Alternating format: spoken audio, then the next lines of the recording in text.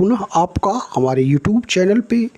आज पुनः हम मुखातिब हैं आपके बीच में एक नए प्रैक्टिस सेट के साथ, और प्रैक्टिस सेट पेश लाने का हमारा सबसे बड़ा प्रयास यह होता है जिससे आप अपनी तैयारियों का आकलन कर सकें, अपने आप को पहचान सकें, अपनी कमियों को देख सकें, अपने प्रोग्रेस को निर्धारित कर सकें कि आप अभी कहाँ तक पहुँचे हैं। दोस्तों, जैसा कि आप जान रहे हैं, अभी विज्ञापन प्रकाशित नहीं हुआ है।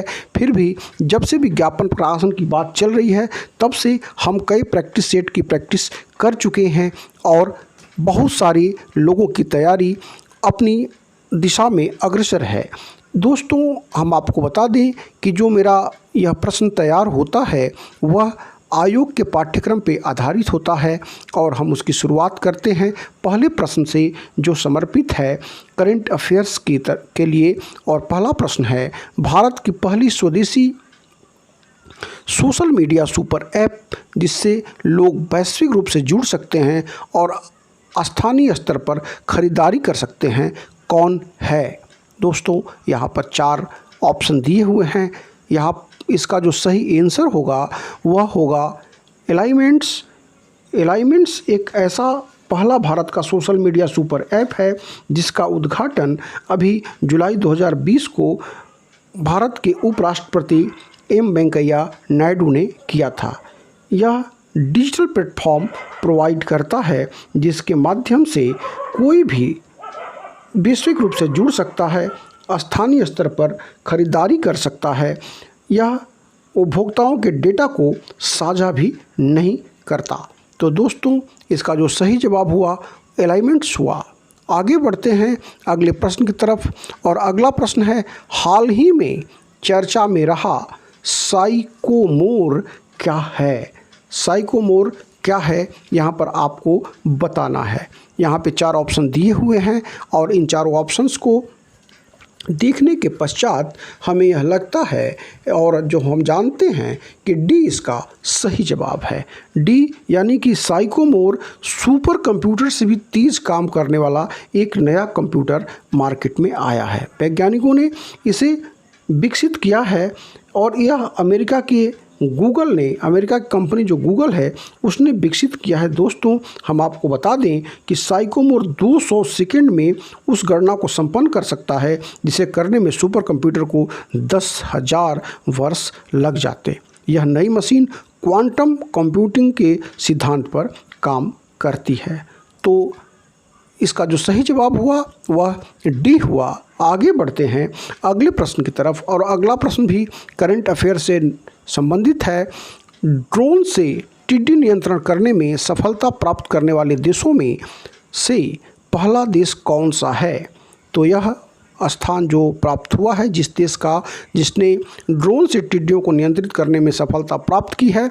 टिड्डियों से भारत को बहुत बड़ा नुकसान हुआ था और इस तरह की पहल भारत ने करी है, और भारत इसका सही जवाब भी हुआ, क्योंकि फसलों पर जो कहर बन करके टिड्डी टूट रहे थे उसको नियंत्रण करने में भारत ने ड्रोन के माध्यम से इसकी सफलता प्राप्त की, और राजस्थान राज्य में इसका सर्वप्रथम प्रयोग सफल रहा।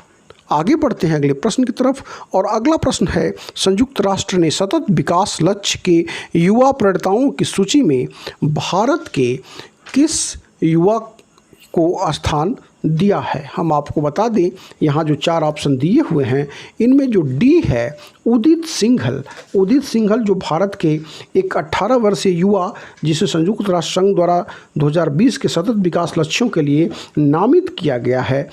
उदित सिंघल ने ग्लास टू सैंड की स्थापना की है, और he the founder of glass to sand और zero waste ecosystem glass waste in Delhi. तो यह उदित सिंघल को स्थान प्राप्त हुआ है। यह भारत के लिए गौरव की बात है। आगे बढ़ते हैं अगले प्रश्न की तरफ, और अगला प्रश्न है, फ्रांस से खरीदे गए सामरिक फाइटर एयरक्राफ्ट राफेल की पहली महिला पायलट कौन बनी हैं? किसे यह मुकाम हासिल हुआ है? 4 यहाँ पर नाम दिए गए हैं। ये चारों पायलट हैं, फाइटर हैं, लेकिन इसमें जो सामरिक फाइटर एयरक्राफ्ट राफेल को उड़ाने का जिसको सौभाग्य मिला है वह हैं शिवांगी सिंह। शिवांगी सिंह यानी सी इसका सही जवाब हुआ।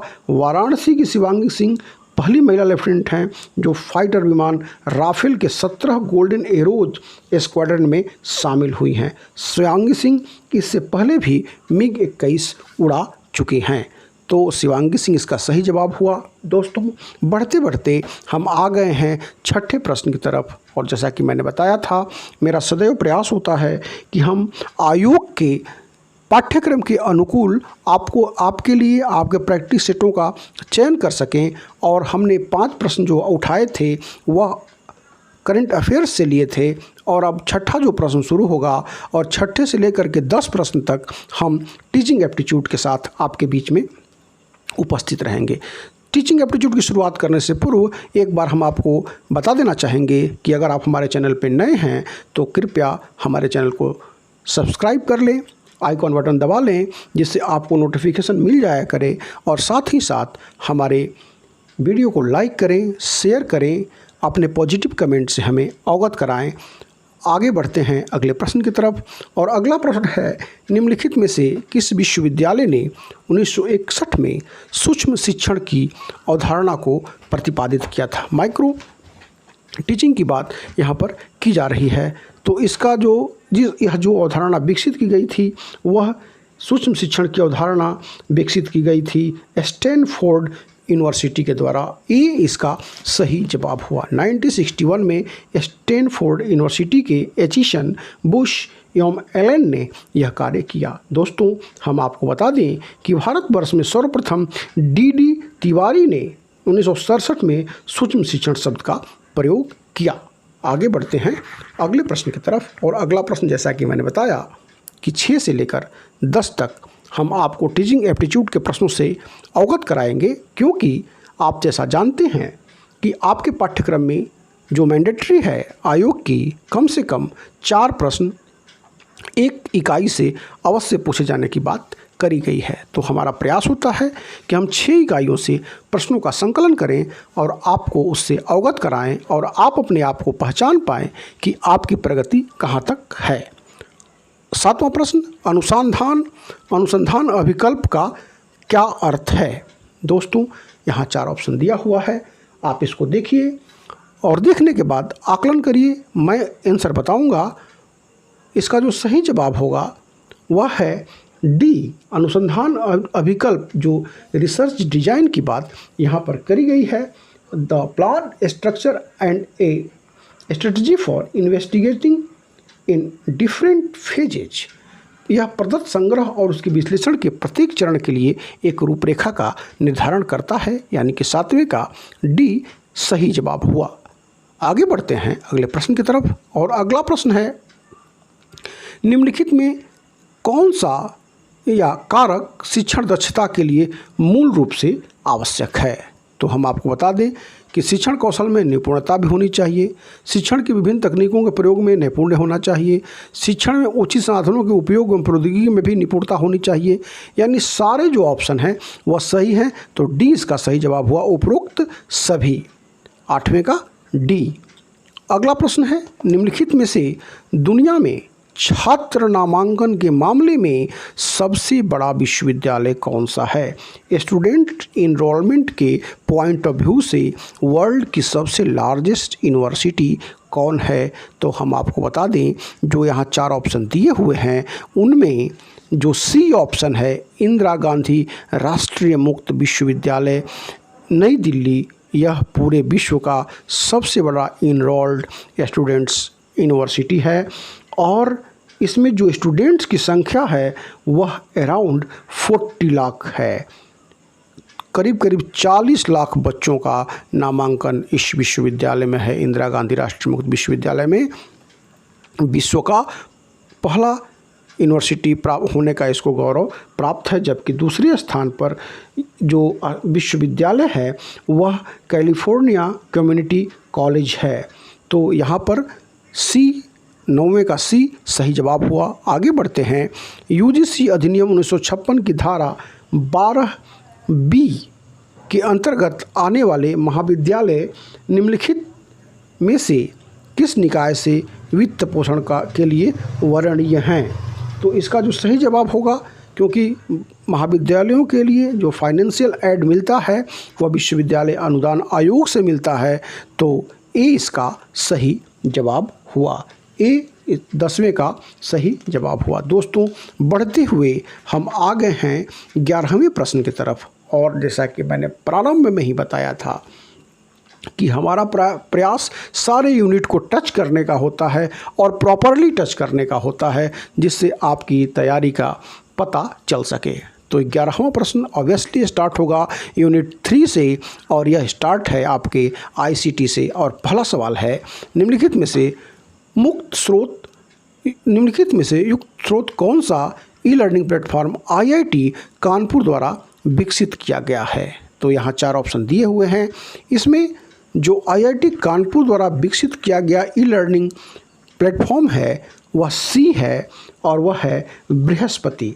बृहस्पति आईआईटी कानपुर द्वारा सीखने के लिए एक ओपन प्लेटफॉर्म है। दोस्तों, यह एक ऐसा प्लेटफॉर्म है जिसके माध्यम से विद्यार्थियों को उसमें उनके पासवर्ड्स के माध्यम से प्रवेश मिलता है, और प्रशिक्षक उन्हें जो प्रोवाइड करते हैं मटेरियल, वह सर्वलेट्स आधारित वितरण प्रणाली होती है। आगे बढ़ते हैं अगले प्रश्न की तरफ। और अगला प्रश्न है, निम्नलिखित में से कौन TKDL के विस्तार शब्द हैं? 12 प्रश्न का जो आप आंसर देख रहे हैं, TKDL यानी कि traditional knowledge digital library, D इसका सही जवाब हुआ। यह जो TKDL है प्रोजेक्ट भारत में 2001 में शुरू की गई थी, और इसमें CSIR वैज्ञानिक प्रौद्योगिकी मंत्रालय, आयुर्वेद, योग, प्राकृतिक चिकित्सा, होम्योपैथ, स्वास्थ्य मंत्रालय सबका सहयोग है, यानी कि 12 का डी सही जवाब हुआ। दोस्तों, एक बार पुनः हम आपको बता दें कि अब जबकि बढ़ते अगले प्रश्न की तरफ। और अगला प्रश्न है, निम्नलिखित में से कनेक्ट इंटेलिजेंसी की अवधारणा को कहाँ से प्राप्त किया गया है? तो यहाँ जो 4 ऑप्शन दिए हैं उसमें वैल्यू एडेड नेटवर्क के माध्यम से कनेक्टिविटी इंटेलिजेंस की अवधारणा को प्राप्त किया गया है, डी इसका सही जवाब हुआ। 14वां प्रश्न है, सॉफ्टवेयर या हार्डवेयर में त्रुटि को सामान्यतः बग कहा जाता है। इसके वैकल्पिक कंप्यूटर वर्ड वेब क्या है? तो इसका जो सही जवाब होगा वह डी होगा, ग्लिच होगा। क्योंकि ग्लिच जो है यह एक फॉल्ट डिफेक्ट करता है जो कंप्यूटर प्रोग्राम सिस्टम को, जो यह बग ग्लिच के माध्यम से कंप्यूटिंग और इलेक्ट्रॉनिक्स इंडस्ट्रीज के द्वारा इसको देखा जाता है। This term is particularly common in the computing and electronics industries. आगे बढ़ते हैं अगले प्रश्न की तरफ। और अगला प्रश्न है, एक विस्तृत भौगोलिक क्षेत्र में कंप्यूटर को आपस में निम्नलिखित का प्रयोग करके सक्षम रूप से जोड़ा जा सकता है। तो यह कार्य कम्युनिकेशन सैटेलाइट्स के माध्यम से किया जाता है, सी इसका सही जवाब हुआ। क्योंकि यह एक आर्टिफिशियल सैटेलाइट्स होता है जिसमें ट्रांसपोर्टर के माध्यम से यह कार्य संपन्न किया जाता है, जिसमें कंप्यूटर्स की बहुत बड़ी भूमिका होती है, यानी 15 का सी सही जवाब हुआ। 16वां प्रश्न है, और यह प्रश्न होगा मानव एवं पर्यावरण से, और इसमें से हमने प्रश्नों का चयन किया है कि रचना एवं कार्य की दृष्टि से जैव समुदाय एवं वातावरण एक तंत्र की भांति कार्य करते हैं, उसे हम क्या कहते हैं? तो रचना एवं कार्य की दृष्टि से जैव समुदाय एवं वातावरण एक तंत्र की भांति कार्य करते हैं, जिसे हम पारिस्थितिकी तंत्र कहते हैं, बी इसका सही जवाब होगा। पारिस्थितिकी तंत्र की संरचना सजीव तथा निर्जीव घटकों के से मिलकर होती है। इस शब्द का, पारिस्थितिकी तंत्र शब्द का सर्वप्रथम प्रयोग 1935 में एजी टॉन्सले द्वारा किया गया था, जबकि जैव विविधता शब्द का प्रयोग E.O. विल्सन के द्वारा सर्वप्रथम किया गया। बढ़ते अगले प्रश्न की तरफ। और अगला प्रश्न है, national bureau of plant genetic resources स्थित है। National bureau of plant genetic resources कहाँ स्थित है? तो इसका जो ऑफिस हेडक्वार्टर है वह नई दिल्ली में है, और इसकी स्थापना का जो मुख्य उद्देश्य था वह प्लांट्स कंजर्वेशन था और उसकी सस्टेनेबिलिटी को डेवलप करना था। 17 का ए सही जवाब हुआ। आगे बढ़ते हैं अगले प्रश्न की तरफ और अगला प्रश्न है हैदराबाद में स्थित हुसैन सागर झील किस जीव के वृद्धि से नष्ट हुई। बड़ा ही कॉमन प्रश्न है दोस्तों और इस तरह के प्रश्न आने की परंपरा आयोग में रही है और इसका जो सही जवाब होगा वह होगा जलकुंभी, क्योंकि जो जलकुंभी है वह हुसैन सागर झील में बड़ी तेज़ी से विकसित हुई। हम आपको बता दें कि हैदराबाद में इस झील का निर्माण 1562 में मूसी नदी की एक सहायक नदी पर हुआ है। जैसे जलकुंभी एक फास्ट ग्रोइंग प्लांट है जो वाटर ऑक्सीजन को लेवल को ख़त्म करने में बहुत बड़ी भूमिका निभाती है। अगला प्रश्न है रियो 20 घोषणा पत्र का शीर्षक क्या था। यहाँ पर 4 ऑप्शन दिए हुए हैं। रियो 20 घोषणा पत्र का शीर्षक था दोस्तों the future we want. The future we want 19 का ए इसका सही जवाब हुआ। और अगला प्रश्न भी आपका संबंधित है पृथ्वी सम्मेलन +5 आयोजित हुआ था। पृथ्वी सम्मेलन +5 आयोजित हुआ था, यह आपको बताना है। जैसा कि आप जानते हैं 1992 +5 यानी 1997 यानी कि 20 का डी सही जवाब हुआ। पृथ्वी सम्मेलन +5 1997 में आयोजित हुआ था। अगला प्रश्न जो है वह अब शुरू हो जाएगा इकाई 5। इकाई 5 में जैसा कि आप जानते हैं 4 चीज़ों को रखा गया है। भारत की सांस्कृतिक विशेषताएं, राष्ट्रीय आंदोलन, भारत का भूगोल और विश्व का भूगोल। और हमारा प्रयास होगा कि उन्हीं में से हम प्रश्नों का चयन करें। दोस्तों बढ़ते बढ़ते हम आ चुके हैं 21वें प्रश्न की तरफ। एक बार पुनः आपसे आग्रह है कि अगर आप हमारे चैनल पर नए हैं तो प्लीज़ सब्सक्राइब करें, लाइक करें, कमेंट करें, शेयर करें। और एक बात और हम आपको बता दें कि हम अपने चैनल के माध्यम से अपने बहुत सारे पेड मेंबर्स को जो कोचिंग प्रोवाइड कर रहे हैं, जो हम अपने इस ग्रुप का संचालन कर रहे हैं, उसमें हम 40 से 50 प्रैक्टिस सेट और भी बहुत सारी सामग्री पूरे सिलेबस को कवर करते हुए प्रोवाइड कर रहे हैं, जिससे आपकी तैयारी सही दिशा में आगे बढ़ सके। अगर आप हमसे जुड़ना चाहते हैं, अपने जीके के पोर्शन को और मजबूत करना चाहते हैं, तो आप हमारे इस व्हाट्सएप नंबर पर हमसे जुड़ सकते हैं और हमसे जुड़ने की प्रक्रिया को जान सकते हैं।